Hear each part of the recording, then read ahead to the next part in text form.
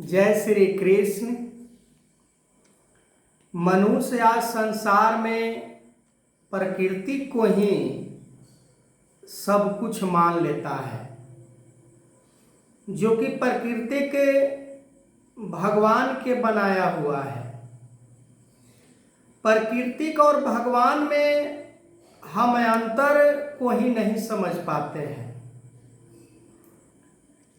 प्रकृति के यानी सूरज चांद सितारे ये प्राकृतिक हैं। धरती आग पानी ये भी प्राकृतिक हैं। जीव आकाश और वायु ये भी प्राकृतिक है। ये सीमाओं में बंधे हुए हैं। इनका भी कहीं पर बहुत बड़ा कोई वायु सीमा नहीं है। जैसे आदमी का उम्र या वायु का सीमा होता है कि 60 साल, 80 साल, 90, 100, 120, ठीक उसी प्रकार सूरज चांद सितारे के भी वायु निर्धारित की गई है परमात्मा के तरफ से। पर इस बात को कहीं पर कन्फर्म नहीं किया गया है। जैसे आदमी के बारे में कन्फर्म नहीं किया गया है कि ये कब मरेगा, ये शरीर को त्याग कब करेगा। पर ठीक इसी तरह जितने भी संसार में प्राकृतिक हैं, नौ प्राकृतिक के बात की जाती है।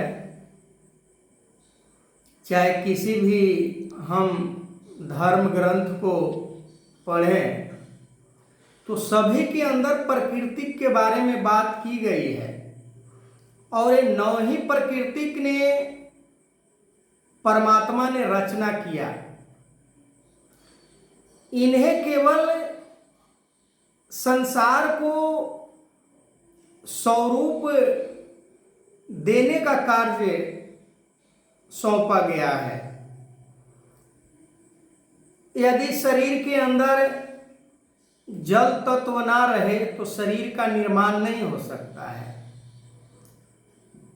माटी का तत्व ना रहे तो भी शरीर का निर्माण नहीं किया जा सकता है। आग का तत्व ना रहे तो भी शरीर का निर्माण नहीं किया जा सकता है। हवा का तत्व ना रहे तो भी शरीर का निर्माण नहीं किया जा सकता है। इसी तरह से जितना भी इस शरीर के अंदर प्रकृति को यूज करना था, जिस चीज को, उन चीजों को आवश्यकता अनुसार इस शरीर के अंदर लगाया गया। यानी प्रकृति के द्वारा इसे एक मूर्ति के रूप में आकार दिया गया। आकार, साकार, निराकार। निराकार साकार को प्रकट करता है, साकार निराकार को प्रकट करता है। जो परम पुरुष निराकार का ही रूप होते हैं। पर इस भेद को संसार में हर कोई नहीं जान पाता है कि निराकार का ही स्वरूप साकार होता है। पर एक संसार में अपने आप को विचरण करने के लिए, संसार में आनंद लेने के लिए, संसार में जीवों को कल्याण करने के लिए ये निराकार समय समय पर अवतरित होता है, साकार रूप धारण करके। निराकार, जैसे कि मैं कहा कि प्रकृति के अंदर बदलाव होता है, इधर से उधर होता है, आता जाता है, खत्म भी हो जाता है। अभी कुछ देर पहले सुबह हुआ, फिर दोपहर हुआ, फिर शाम हुआ, फिर रात्रि हुआ। अभी रात्रि समय चल रहा है। तो रात्रि में और दिन में जो अंतर हमें दिखाई दिया, जैसे दिन में हमें प्रकाश दिखाई दे रहा था और रात्रि में अभी अंधेरा दिखाई दे रहा है, यानी प्रकृति के गुणों में हमें अंतर देखने के लिए मिलता है। पर इस भेद को हम जान लेते हैं सतगुरु के द्वारा कि जब प्रकृति के अंदर ये सारे भेद हैं, अंतर हमें दिखाई देता है, अलग अलग रूप में हमें दिखाई देता है, तरह तरह के आकार में दिखाई देता है, सुबह शाम में परिवर्तित होते दिखाई देता है, तो वास्तविक जो एक रस, एक रूप, एक जैसा रहने वाला जो परम पुरुष निराकार रूप में जो सभी जगह व्याप्त है, जैसे संसार को जानने के लिए हमें संसार के अंदर घुल मिल जाना होता है, तब हम संसार को जान पाते हैं। संसार में क्या है, कैसा, कहाँ पर क्या मटेरियल है, धरती के अंदर क्या है, धरती के अंदर कितना नीचे पानी है, कितना हवा है, कितना वगैरह वगैरह जो भी चीज़ें हम किसी भी स्थान से, प्रकृति के किसी भी हम स्वरूप से यदि देखते हैं, चांद के ऊपर क्या है, कितना वहाँ ठंडा है, कितना गर्मी है, कितना बारिश होता है, यानी इसी तरह हर प्रकृति के अंदर हमें अंतर दिखाई देता है।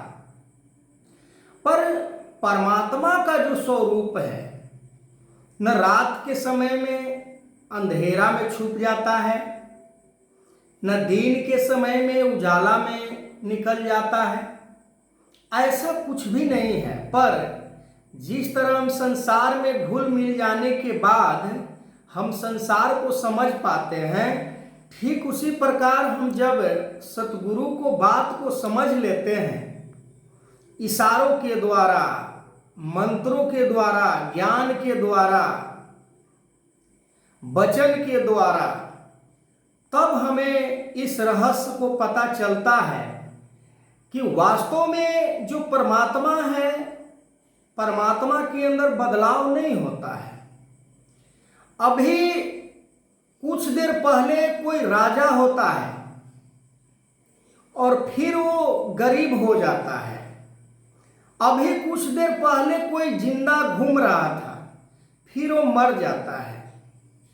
पर परमात्मा के अंदर, निराकार भगवान के अंदर, इसे हम भगवान कहें, गॉड कहें, अल्लाह कहें, वाहे गुरु, चाहे जिस भी नाम से संबोधित करें, पर